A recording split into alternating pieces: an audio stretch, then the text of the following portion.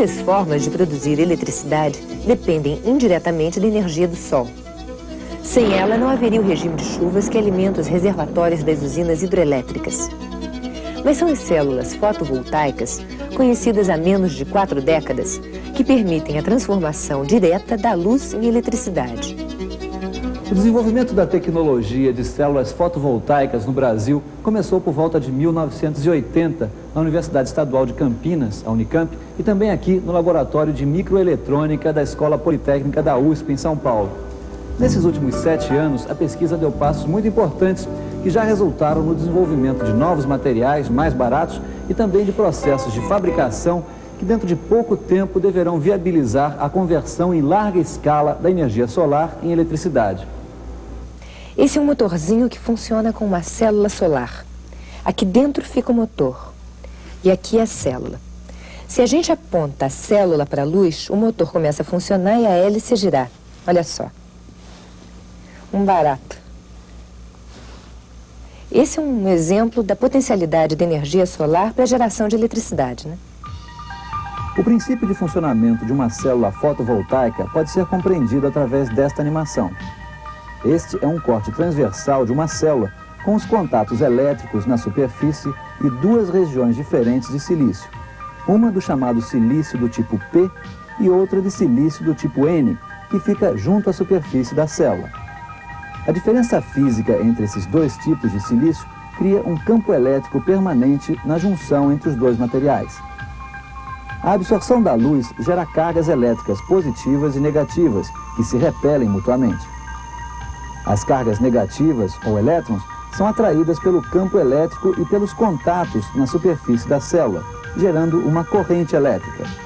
Essa corrente é que vai movimentar o motor.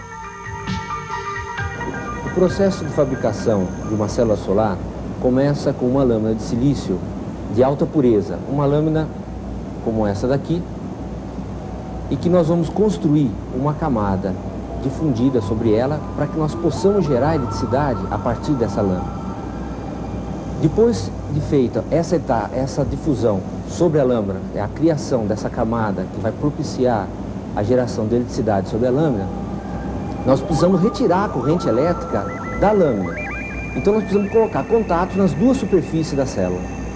Esses contatos são colocados, nós projetando uma imagem que foi gerada numa redutora, nós fizemos uma máscara, aplicamos essa máscara por um processo fotográfico sobre a lâmina e obtivemos a grade de contatos na frente da célula. Essa grade de contato permite a passagem de luz elétrica, de maneira a se poder fazer a conversão luminosa, e é possível se retirar a corrente elétrica da lâmina. Para se melhorar o rendimento dessa célula solar, nós colocamos sobre a superfície frontal da célula uma camada antirrefletora. Essa camada reduz a reflexão da luz e melhora e aumenta a corrente elétrica da célula solar.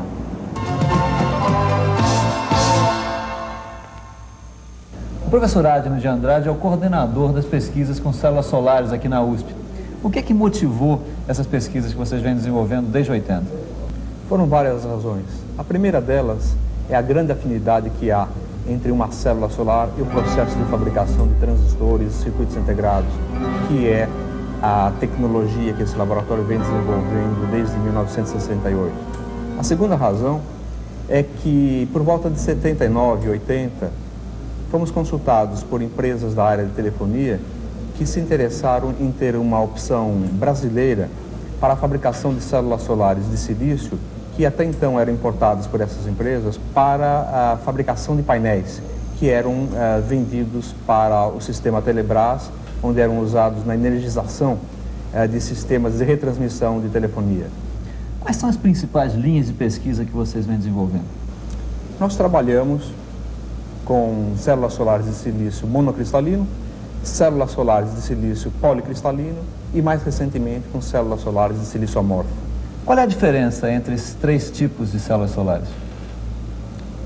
A célula solar de silício monocristalino é feita num substrato, ou seja, numa base que é constituída de um único grão. Na linguagem técnica, isso quer dizer um único cristal. O material policristalino, por seu lado, é constituído de muitos pequenos grãos de orientação cristalográfica diferente.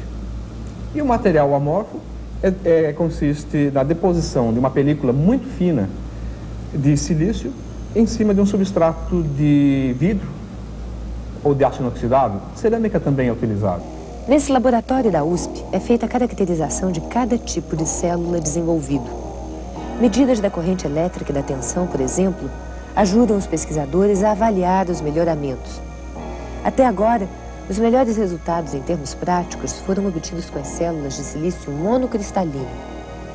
A eficiência da conversão da luz em eletricidade é próxima aos 13%. Com as células de silício policristalino, a situação é um pouco diferente. O custo é um pouco mais baixo, mas a eficiência é menor, ficando entre 10% e 12%. Já as células de silício amorfo, usadas em relógios e calculadoras, podem ser a melhor opção para o futuro. Embora tenham uma eficiência menor, em torno de 5% a 7%, os custos também são bem menores. A aplicação em larga escala das células de silício amorfo ainda depende de pesquisas para aumentar a eficiência e reduzir ainda mais os custos de produção. Essas pesquisas que vocês têm feito aqui na universidade já têm dado algum resultado prático? Eu diria que sim, e que o mais importante deles é que essas pesquisas resultaram na possibilidade de que uma indústria brasileira aerodinâmica pudesse se instalar e produzir células solares de silício monocristalino sem nenhuma necessidade de importação de tecnologia, baseando-se nos resultados que foram aqui desenvolvidos e, com esforço próprio, desenvolveram técnicas que a capacitaram a produzir células de excelente qualidade. Um outro resultado é o que se pode ver neste dispositivo, que é um sensor que vai ser colocado no satélite brasileiro e que foi desenvolvido em convênio com o INPE, o Instituto de Pesquisas Espaciais. Irá participar do sistema de estabilização do satélite brasileiro. Isso também é uma célula fotovoltaica? Na verdade, eu diria que é um conjunto de microcélulas solares que, tendo a possibilidade de detectar a luz, vai indicar o ângulo exato em que o satélite se encontra em relação ao Sol. Um conjunto desses sensores homologados para o uso espacial chega a custar cerca de $100 mil. Na sua opinião, dentro de quanto tempo nós vamos ter aqui no Brasil usinas de energia solar fornecendo eletricidade? Eu penso que pela virada do século.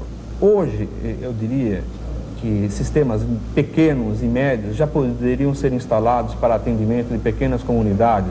Num país como o nosso, que temos problemas de imigração, por exemplo, vamos imaginar uma região em que as condições de vida do ser humano são abaixo do desejável.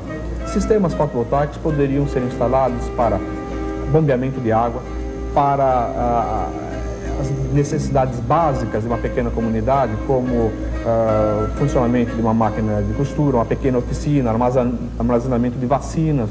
Esse, sem dúvida, é uma aplicação que poderia ser feita hoje e contribuiria para a fixação do homem à Terra. O homem levou milhares de anos para inventar uma forma de usar a energia do Sol para tirar a água da Terra. Hoje, essa tecnologia ainda é uma novidade que começa a ter suas primeiras aplicações.